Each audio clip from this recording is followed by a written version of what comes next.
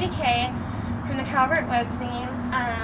We took a little bit of off time, and now we're back again with a band we've never interviewed before, and some of you may have heard and may have not heard.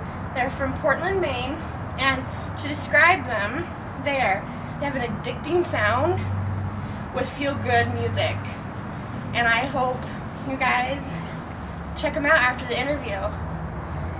So anyways, I'm Katy K, and this is the Wrecking. How you doing? Introduce yourself, what you do in the band, and your favorite band from the 80s. Oh, thanks. I'm Doug. I sing and play guitar in the Wrecking. My favorite band from the 80s, and this is a guilty pleasure because not many people like this band, but I, for some reason, really always have and always will. Huey Lewis and the News. I'm Carl. I play bass and keys, and Def Leppard. I'm Darren, and I'm still in pain from that last answer. I play drums in the band.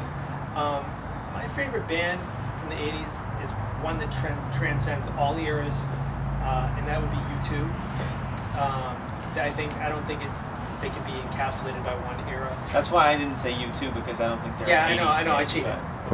That's cheating. Started in the 80s. Well, Yeah. well, sort of. Well, I would say Genesis, and they're still around. Yeah, okay. Genesis is good.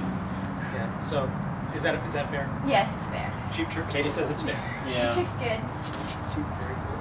How did you guys all meet, and who came up, and how did you come up with the band name?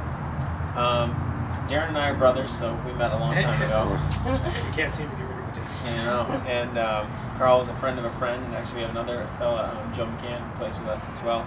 And we just, it's kind of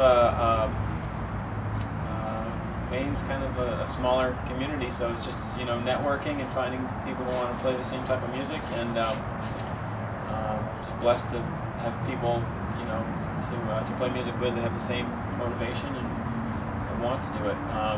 As far as the name, the Wrecking to us means that recognizes that God breaks us down before He builds us up again, and we kind of have to get to the end of our plans and open ourselves up to His plan and to really be the people that He wants us to be. Good answer. What was it like recording the new Abolition, and was that your guys' first studio album? Why, yes, it was. It was a great experience. We have a studio in Portland called The Halo. You can see it at haloproductions.com. And it was really a labor of love. We're consumed with what it means to be free, and the whole concept of abolition, when you consider that there's 27 million slaves in the world today, more than ever in history, and that Christ, we believe, came to set us free spiritually and to care about physical freedom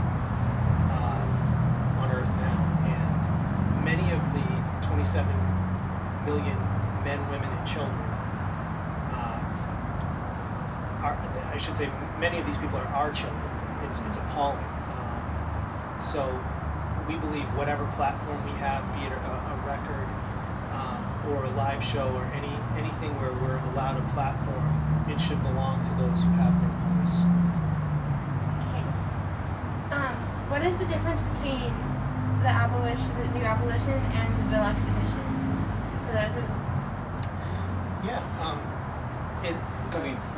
There's a few extra bonus tracks that we put together. We did a couple of acoustic covers for a thing called Raw Session, and we included those on the special edition. We also put a couple of radio edits because, for instance, with You Remain, to different radio markets, a lot of times you tweak the mix a little bit, so we put those on there. I think that was the main differences between those, and some live content. Some live content too. Was included. Nice.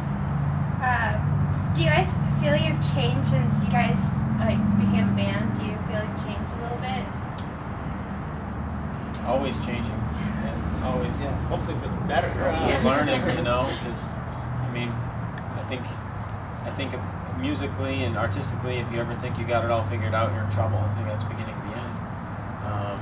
I think we need to, recognize that there's always room for improvement, always room for growth, and especially with art, to push ourselves and to write that next song, to record that next song, and to play that next show, and get what we think is important across the people in a language they'll understand. Okay. What got you guys to do a cover of Peter Gabriel's song, Into Your Eyes? I think it's probably one of the top 5 rock songs of all time. It's definitely top 10. It's just an incredible song, and we kind of connected it in the video with an organization that we work with, again, an anti-human trafficking organization called Love 146, and it was brought to mind because the story of how they got their name dealt with the look in a little girl's eyes as they were taking part in a sting operation to rescue girls from human trafficking, and it all kind of fit together. I think we recorded the song in completion. I think we did it 3 times, and the first 2 times we threw it in the trash because it's such an epic song. The first time we recorded it, we tried to stick as close as we could to the original, and we just realized nobody's going to do it better than Peter Gabriel did in the first place. So we took it apart, and Carl's an incredible arranger, and just took it apart and put it back together 2 more times, and I think the 3rd time we kind of put our spin on it, and we're happy with it, so then we followed through with the video. You guys are amazing. When I heard the cover, I was never heard such a great cover before. Thank you. So.